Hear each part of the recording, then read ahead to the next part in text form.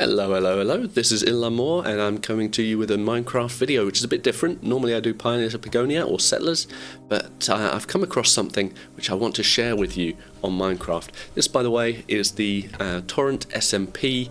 If you want to have a look around, if you want to have a look at some of the most amazing builds on a server, and a free server that you could join yourselves, then I'm going to do a kind of a server tour in the next week or so, and you'll be able to see some of the amazing things that we've built out here.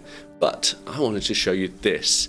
I was watching a Zoomovoid's video and on the Hermitcraft server noticed that his bees were pollinating and thought we could definitely use that. And I believe this came out in Minecraft version 1.15.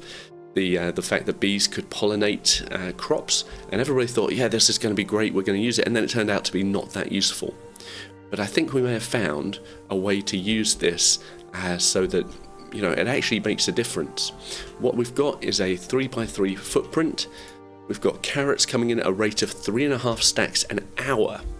We've got 15 bees that are almost constantly pollinating these carrots, and this is a survival server, so, you know, 3.5 stacks with the daylight cycle and with you know, the farmer only working during daylight hours, so it's pretty impressive. I'm going to show you this in creative, show you how it works in creative, and show you how to build it, but I did just want you to see it working on a survival server because it's incredibly useful. Alright, let's get over to creative. So here's the farm in creative, and I'll explain how it works. So you've got 9 bees in these 3 beehives around the trapdoor there, and they are happily working away in the hives. But in this little space there are 6 extra bees, and they are trapped there. They can't go into a hive until a bee comes out. The bees pollinate on this azalea bush, and then they just have to wait until there's a free space. And if you've got 15 bees in 3 beehives, then those bees are waiting between 30 seconds and a minute. During that time, their honey is dropping down onto these carrots and pollinating these carrots, and they can pollinate 10 times and cause 10 times of growth, so that's over 1 harvest of carrots each time. The villager, of course, is just standing there and harvesting whenever it becomes available. You need the composter for the farmer to keep him as a farmer. You need this hive up here, which is an empty hive, because in order for the bees to pollinate something, they need to have a hive that they think they can enter, and this trapdoor, they don't see it as a block, so they think they can get in there. This wandering trader is very interested in the whole setup. Of course, the villager will harvest and then put into carrots into the barrel. Mangrove root is just to keep the earth hydrated, and then there's this setup, which is the hoppers, which allow you to collect honey if you have a setup, and I put a setup in my world just like just to collect honey every so often, and I'm not going to cover that in this video, but yeah, you can do that yourselves if you would like to, just set up some sort of observer and dispenser system. So let's see if we can do this in survival. There's a few things that you'll need to do to get set up. The first is that you'll need to get some bees, and some bees in the beehives ready to come out, and the way that I've done that is to breed up a bunch of bees, do it through this little gap so that little baby bees can't get out, and then they come into these beehives, and then they have to wait for a couple of minutes, and then they're ready to come out straight away.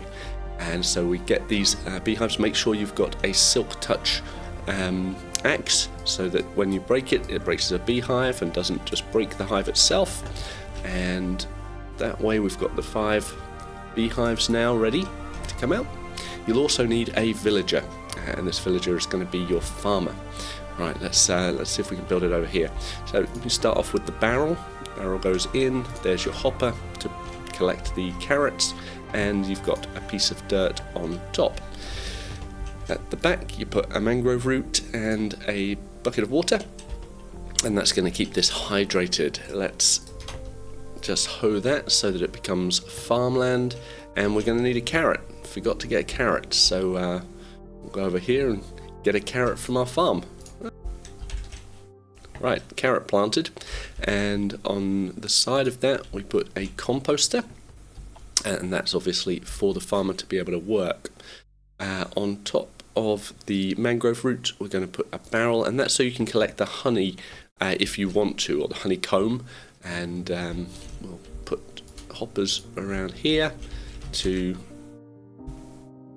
collect that. If we get that set up, we're going to need a slab there, and it doesn't have to be a slab, it could be any sort of block that just doesn't let the bees out, but I like a slab because then you can see the magic working. Right, this is a point where we can get our villager in, and hopefully this will work. I'll let him out and come on over, and normally he'll just go straight up into here like so, because he wants to work. I did not get him in time, so let's try that again.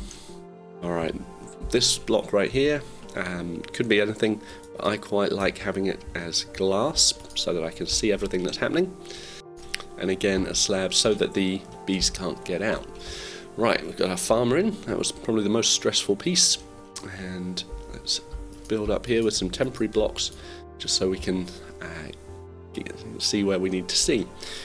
The next thing to put on is the azalea, and you put it up here above the glass block, and then there's going to be 2 temporary blocks, and I like to put them in as glass just in case anything happens, so that nobody suffocates, because things don't suffocate in glass.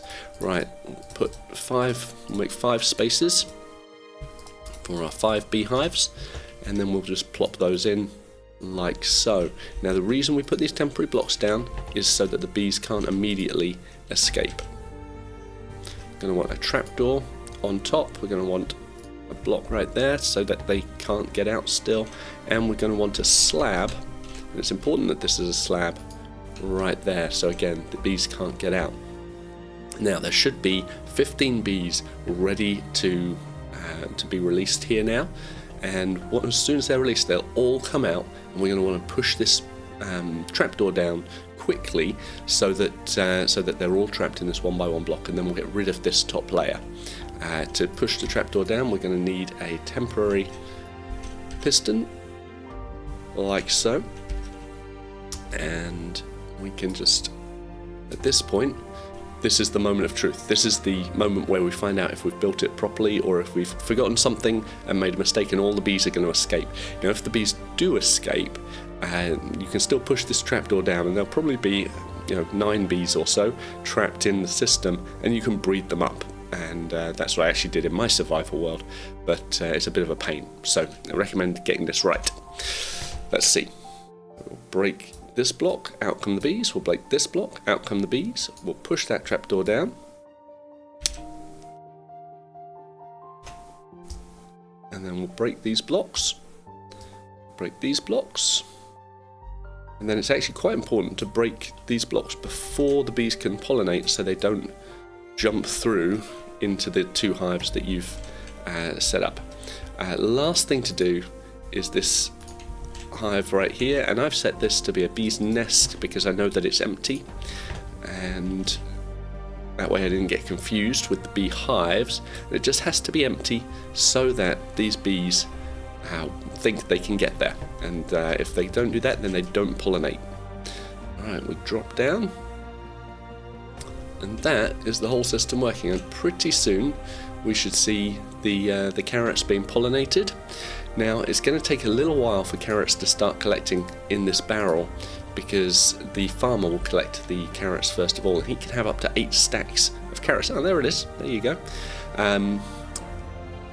So there's our carrots growing, but he can collect 8 stacks of carrots. So as soon as his inventory is full, then you start getting your 3.5 stacks of carrots an hour, but it does take him a couple of hours to fill up.